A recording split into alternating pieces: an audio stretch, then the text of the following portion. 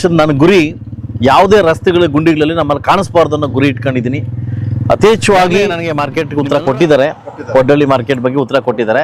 ನಾನು ಉತ್ತರ ಬೇಡ ಚರ್ಚೆಗೆ ಬನ್ನಿ ಅಂತ ಕರೆದಿದ್ದೀನಿ. ಯಾರೇ ಆರೋಪ ಮಾಡೋಕ್ಕಿಂತ ಮುಂಚೆ ಸತ್ಯ ಮತ್ತು ಅಸತ್ಯಗಳನ್ನ ಅರ್ಥ ಮಾಡ್ಕೊಂಡು ಮಾಡ್ಬೇಕಾಗ್ತದೆ. ಶಾಸಕರು ನಾನೇನು ಹೊಸ ಶಾಸಕರಲ್ಲ, ಈಗ ನಾನು ಟ್ರೈ ಮಾಡ್ತಾ ಇದ್ದೀನಿ. ಈಗಾಗಲೇ 2 ಕೋಟಿಯಲ್ಲಿ ನೇತಾಜಿ ಕ್ರೀಡಾಂಗಣ ರೆಡಿ ಮಾಡ್ತಾ ಇದ್ದೀನಿ. ನಾನು ಕೂಡ ನಮ್ಮ ಕುಮಾರಣ್ಣನ ಮನವಿ ಮಾಡಿದ್ದೀನಿ, ಒಂದು ಫ್ಯಾಕ್ಟ್ರಿ, ಒಂದು ಕ್ರೀಡಾಂಗಣ, ಒಂದು ಎಲ್ಲ CSR ಫಂಡ್ ಕೊಡಿ ಅಂತ ಹೇಳಿದ್ದೀನಿ. ಅದಕ್ಕಿಂತ ಮುಂಚೆ ಕೆಲವರೆಲ್ಲ ಗ್ರೂಪ್ ಮಾಡ್ಕೊಂಡು ನೋಡ್ತಾ ಇದ್ದೆ, ಏನೇನೋ ಮಾಡ್ತಾ ಇದ್ದೆ ನೋಡ್ತಾ ಇದ್ದೆ. ನಾನು ಕೂಡ ಅಬ್ಸರ್ವ್ ಮಾಡಿ ತಕ್ಕ ಉತ್ತರ ಇವತ್ತು ಕೊಟ್ಟಿದ್ದಾರೆ. ಅದಕ್ಕಿಂತ ಮುಂಚೆ ಕೆಲವರೆಲ್ಲ ಗ್ರೂಪ್ ಮಾಡ್ಕೊಂಡು ನೋಡ್ತಾ ಇದ್ದೆ, ಏನೇನೋ ಮಾಡ್ತಾ ಇದ್ದೆ ನೋಡ್ತಾ ಇದ್ದೆ. ನಾನು ಕೂಡ ಅಬ್ಸರ್ವ್ ಮಾಡಿ ತಕ್ಕ ಉತ್ತರ ಇವತ್ತು ಕೊಟ್ಟಿದ್ದಾರೆ. ಸರ್, ನೀಲಕಂಠೇಗೌಡರು ಪಾಪ ಅವ್ರು ನನಗೆ ಬದುಕಿದ್ದಾಗ ಒಂದು ವೇದಿಕೆ ನನ್ಗೆ ಹೇಳಿದ್ರು, ನಿನ್ನ ಅವಧಿ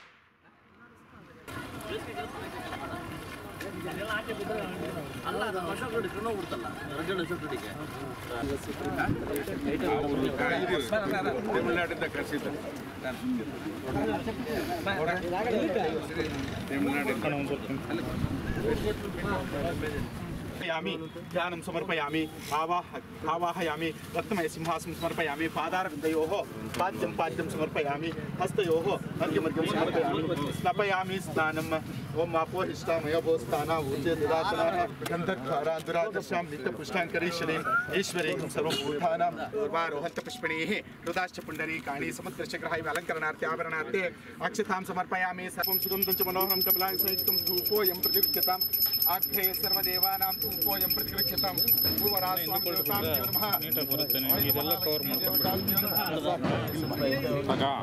ಎಲ್ಲರೂ ಹಂಗೆ ಇಟ್ಕೊಳ್ಳಿ ಹಿಂದೆ ಬರೋಣ ಹಿಂದೆ ಬರೋಣ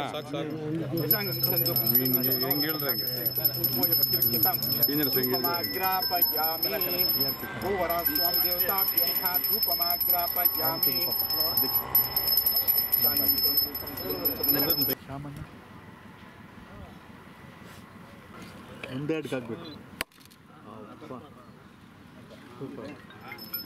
रात्रे पार्श्वे नक्षत्राणि रूपमश्विन् नव्यातं विष्णुं निशाण मम मिशाण सर्वलोकं मायुषाण कल्याणात्मतगात्राय कामितार्थप्रदायिने श्रीमद्वेङ्कटनाथाय श्रीनिवासाय मंगलम मंगलम कौशलेन्द्राय महनीय गुणात्मने चक्रवर्ती तनुजाय सार्वभौमाय मंगलम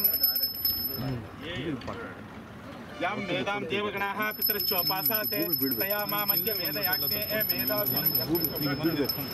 भूमि बिद्रेने ಅದಕ್ಕೆ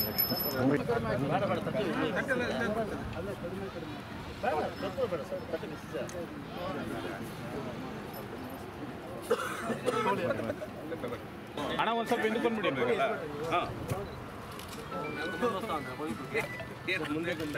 ಅಲ್ಲ ನೀರು ಹಾಕ್ತೇವೆ ಎಷ್ಟು ಹಾಕಿ ಸಾಕು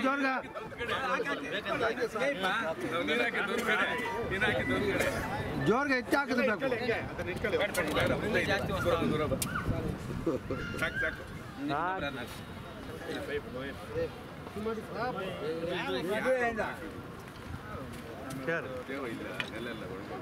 ಎಲ್ಲ ಹಿಡ್ಕೊಳ್ರಿ ಅದನ್ನ ಹಂಗೆಲ್ಲ ಇಟ್ಕೊಳ್ರಿ ಇಟ್ಕೊಳ್ಳಿ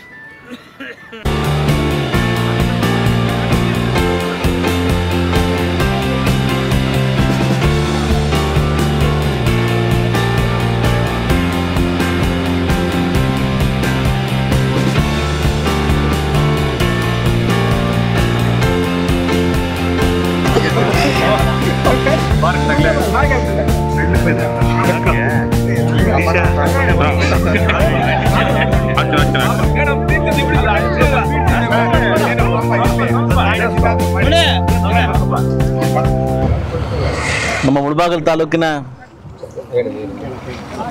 ಏನು ಇಡೀ ತಾಲೂಕಲ್ಲಿ ರಸ್ತೆಗಳೆಲ್ಲ ಹದಗೆಟ್ಟಿದ್ವು.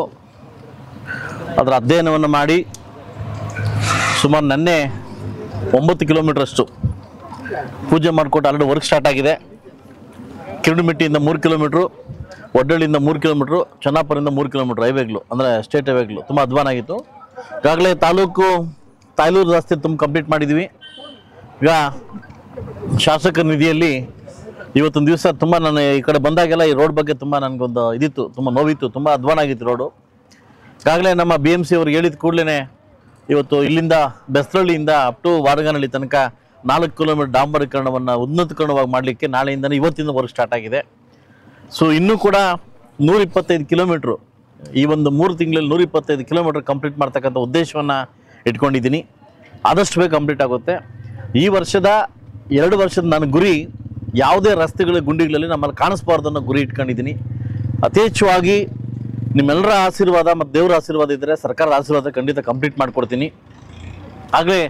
ಈಗಾಗಲೇ ಕೂಡ ಸೆಷನ್ ನನಗೆ ಸೋಮವಾರ ಒಂದು ಪಾಯಿಂಟ್ ಸಿಕ್ಕಿದೆ, ಗುಡಿಸಲು ಮುಕ್ತ ಮುಳುಬಾಗಲು ಮಾಡ್ಬೇಕನ್ನೋದಕ್ಕೆ ಒಂದು ಕೂಗನ್ನ ಎತ್ತಿದ್ದೀನಿ. ಅದು ಸೋಮವಾರಕ್ಕೆ ಇದಕ್ಕೆ ಚರ್ಚೆ ಕರೆದವ್ರೆ.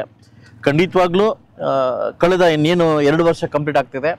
2 ವರ್ಷ ಕಂಪ್ಲೀಟ್ ಆಗೋ ಒಳಗಡೆ ಸಾಕಷ್ಟು ಅಭಿವೃದ್ಧಿ ಮಾಡಬೇಕಂತ ಪಣ ತೊಟ್ಟು ಹೊರಟಿದ್ವಿ. ಇಡೀ ಮುಳುಬಾಗಲು ಜನ ಆಶೀರ್ವಾದ ಇಟ್ಕೊಂಡು ನಮ್ಮನ್ನೇನು ಗೆಲ್ಸಿದ್ರಿ, ಖಂಡಿತವಾಗ್ಲೂ ಅದಕ್ಕೆ ಏನು ಧಕ್ಕೆ ತರದಂಗೆ ಅದು ನೆರವೇರಿಸ್ಕೊಡ್ತೀನಿ ಅಂತ ತಮ್ಮಲ್ಲಿ ಮಾತು ಕೊಡ್ತಾ ಇದ್ದೀವಿ.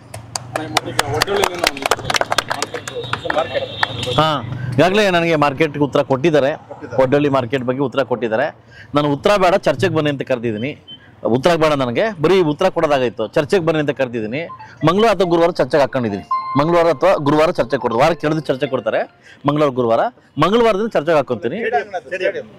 ಹಾಂ, ಕ್ರೀಡಾಂಗಣದ ಈಗಾಗಲೇ ಕ್ರೀಡಾಂಗಣ ಸಾಕಷ್ಟು ಕೆಲವು ವಿಷಯಗಳನ್ನು ಮಾತಾಡ್ತೀನಿ. ಯಾರೇ ಆರೋಪ ಮಾಡೋಕ್ಕಿಂತ ಮುಂಚೆ ಸತ್ಯ ಮತ್ತು ಅಸತ್ಯಗಳನ್ನು ಅರ್ಥ ಮಾಡ್ಕೊಂಡು ಮಾಡಬೇಕಾಗ್ತದೆ. ಶಾಸಕರನ್ನ ನಾನೇನು ಹೊಸ ಶಾಸಕರಲ್ಲ. ಈಗ ನಾನು ಟ್ರೈ ಮಾಡ್ತಾ ಇದ್ದೀನಿ. ಆಲಂಗೂರು ನಮ್ಮ ಸೀನಣ್ಣನೊಂದು ಅದರಲ್ಲಿ ಒಂದು 25% ಹೆಸರು ಮಾಡ್ಲಿಕ್ಕೆ ನಾನು ಟ್ರೈ ಮಾಡ್ತಾ ಇದ್ದೀನಿ, ಆಯ್ತಲ್ವಾ? ಬಟ್ ಯಾಕೆ ಅಂತಂದರೆ ನಾನು ಕೂಡ ಹೊಸ ಶಾಸಕನಾದ್ಮೇಲೆ ಸರ್ಕಾರ ಇಲ್ದಾಗ ನನ್ನ ಪರಿಸ್ಥಿತಿ ಹೇಗಿರುತ್ತೆ ಅಂತ ಕೆಲವು ಅರ್ಥ ಮಾಡ್ಕೋಬೇಕು. ಈಗಾಗಲೇ 2 ಕೋಟಿಯಲ್ಲಿ ನೇತಾಜಿ ಕ್ರೀಡಾಂಗಣ ರೆಡಿ ಮಾಡ್ತಾ ಇದ್ದೀನಿ. 2 ಕೋಟಿಯಲ್ಲಿ ಈಗಾಗಲೇ 1.5 ಕೋಟಿ ಹಣ ಬಂದಿದೆ. 50 ಲಕ್ಷ ಬಿಡುಗಡೆ ಆಗಬೇಕು. 2 ಕೋಟಿಯಲ್ಲಿ ಲೈಟಿಂಗ್ಸ್ ಅಂದರೆ ಹಗಲು ಮತ್ತು ಕ್ರಿಕೆಟ್ ಒಂದು ಇದು ಮಾಡಲಿಕ್ಕೆ ಒಂದು ಕ್ರೀಡಾಂಗಣನ ಮಾಡ್ತಾ ಇದ್ದೀನಿ. ಆಲ್ರೆಡಿ 30% ವರ್ಕ್ ಸ್ಟಾರ್ಟ್ ಆಗಿದೆ. ಟ್ರ್ಯಾಕ್ ಎಲ್ಲ ಹಾಕ್ತಾರೆ, ಮಾಡಾಗಿದೆ. ಅದು ಯಾರಿಗೂ ಕಣ್ಣು ಕಾಣಿಸ್ತಾನೆ ಇಲ್ಲ. ಕ್ರೀಡಾಂಗಣ ಇಲ್ಲ. ಇರ್ತಕ್ಕಂಥ ಒಂದು ಕ್ರೀಡಾಂಗಣ 2 ಕೋಟಿ ಕೊಟ್ಟು ರೆಡಿ ಮಾಡ್ತಾ ಇದ್ದೀನಿ. ಈಗಾಗಲೇ ಹನುಮನಹಳ್ಳಿ ಹತ್ರ ನಾನು ಸರ್ಕಾರಕ್ಕೆ ಅನುಮೋದನೆ ಮಾಡಿದ್ದೀನಿ. 350 ಅಡಿಯಲ್ಲಿ ಅದನ್ನ ನಾನು ಕ್ವಶನ್ ಮಾಡಿದ್ದೀನಿ. ಯಾರು ನಮ್ಮ ಕೃಷ್ಣಬೈರೇಗೌಡರಿಗೆ. ಈಗಾಗಲೇ ಕೃಷ್ಣಬೈರೇಗೌಡರು ಆರ್ಡರ್ ಮಾಡಿದ್ದಾರೆ. ತಾಲೂಕು ಆಫೀಸ್ ಕಳಿಸಿ, ತಾಲೂಕು ಆಫೀಸಿಂದ ನಾವು ಅರಣ್ಯ ಇಲಾಖೆ ಕಳಿಸಿದ್ದೀನಿ. ಅರಣ್ಯ ಇಲಾಖೆಯಿಂದ NOC ಬಂದಿದ ತಕ್ಷಣ 25 ಎಕರೆ ನನಗೆ ಅಲಾಟ್ಮೆಂಟ್ ಆಗುತ್ತೆ. ನಾನು ಇವತ್ತು ಮಾತು ಕೊಡ್ತಾ ಇದ್ದೀನಿ, ಇಡೀ ಜಿಲ್ಲೆಯಲ್ಲಿ ತಿರುಗಿ ನೋಡ್ತಕ್ಕಂಥ ಕ್ರೀಡಾಂಗಣ ಮಾಡ್ತಕ್ಕಂಥ ಜವಾಬ್ದಾರಿ ಶಾಸಕರದು, ನನ್ನ ಜವಾಬ್ದಾರಿ ಅದಲ್ಲ. ಅದಕ್ಕೆ ಟೈಮ್ ಬೇಕು. ನೈಟ್ ಮದುವೆಯಾಗಿ ಬೆಳಗ್ಗೆ ಮಕ್ಕಳು ಬೇಕಂದ್ರೆ ಎಲ್ಲ ಆಗ್ತದೆ ಅಲ್ವಾ? ಅದಕ್ಕೆ ಟೈಮ್ ಬೇಕಾಗುತ್ತೆ. ಅದು ಪ್ರೋಸೆಸ್ ಎಲ್ಲ ಬಂದಿದ್ದೀನಿ, ಎಲ್ಲ ಮುಗಿಸಿದೆ. ಇನ್ನು 15 ದಿವಸ ಒಳಗೆ ಹ್ಯಾಂಡ್ ಓವರ್ ನಮಗೆ ಇದಾಗುತ್ತೆ, ಏನು ಕ್ರೀಡಾಂಗಣ ನಮಗೆ ಹ್ಯಾಂಡ್ ಓವರ್ ಆಗುತ್ತೆ. ಅದಾದ್ಮೇಲೆ ನಾನು ಅಮೌಂಟ್ ಕೇಳ್ಬೇಕು ಯಾರನ್ನ? ಸರ್ಕಾರನ. ನಿನ್ನ ಜಾಗನೇ ಎಲ್ಲ ಅಮೌಂಟ್ ಕೊಡೋದು ಎಲ್ಲಿಂದ ಕೊಡ್ತಾರೆ? ಅವ್ರು ಎತ್ಕೊಂಡು ಹೋಗ್ಬಿಟ್ಟು ಅದು ನಮ್ಮ ಖಾತೆ ಆಗಬೇಕು, ಕ್ರೀಡಾಂಗಣ ಖಾತೆ ಆಗಬೇಕು. ಅದಾದ್ಮೇಲೆ ನಾವು ಅನುಮೋದನೆ ಮಾಡಿದಾಗ ಖಂಡಿತವಾಗ್ಲೂ ಕೊಡ್ತಾರೆ. ರಾಜ್ಯ ಸರ್ಕಾರದಿಂದ ಏನು ಬರುತ್ತೆ ನೋಡಿಕೊಂಡು ನಾನು ಕೂಡ ನಮ್ಮ ಕುಮಾರಣ್ಣನ ಮನವಿ ಮಾಡಿದ್ದೀನಿ. ಒಂದು ಫ್ಯಾಕ್ಟ್ರಿ, ಒಂದು ಕ್ರೀಡಾಂಗಣ, ಒಂದು ಎಲ್ಲ CSR ಫಂಡ್ ಕೊಡಿ ಅಂತ ಹೇಳಿದ್ದೀನಿ. ಬಹುಶಃ ರಾಜ್ಯ ಸರ್ಕಾರ ಇಲ್ಲದೇ ಇದ್ರೂ ಕೂಡ ಕೇಂದ್ರ ಸರ್ಕಾರ ಅಂದ್ರೆ ನಾನು ಕ್ರೀಡಾಂಗಣ ಮಾಡೇ ಮಾಡ್ತೀನಿ. ಇದು ಈ ವರ್ಷದಲ್ಲಿ ಕಂಪ್ಲೀಟ್ ಮಾಡಿಕೊಡ್ತೀನಿ ಅಂತ ನಾನು ಮಾತು ಕೊಡ್ತಾ ಇದ್ದೀನಿ. ಆಲ್ರೆಡಿ ಹೇಳಿಕೆ ಬಂದಿದೆ ಸರ್ಕಾರದಿಂದ, ಒಂದು ಪಾಸಿಟಿವ್ ಉತ್ತರ ಬಂದಿದೆ. ಅದು ನಾನು ಕಷ್ಟ ಕೇಳಿಲ್ಲ. 350 ನಡೆ ಹಾಕೊಂಡಿದೆ, ಅದಕ್ಕೆ ಬರಲೇಬೇಕಾದ ಉತ್ತರ ಅದು. ನಾನು ಏನು ಮಾಡಬೇಕು, ನೀವೇನು ಕಳಿಸ್ಕೊಟ್ಟಿದ್ರೆ ವಿಧಾನಸೌಧಕ್ಕೆ ಆ ಕೆಲಸ ನಾನು ಮಾಡ್ತಾ ಇದ್ದೀನಿ, ಖಂಡಿತವಾಗ್ಲೂ ಹೇಳಿದೆ. ಅದಕ್ಕಿಂತ ಮುಂಚೆ ಕೆಲವರೆಲ್ಲ ಗ್ರೂಪ್ ಮಾಡ್ಕೊಂಡು ನೋಡ್ತಾ ಇದ್ದೆ, ಏನೇನೋ ನೋಡ್ತಾ ಇದ್ದೆ.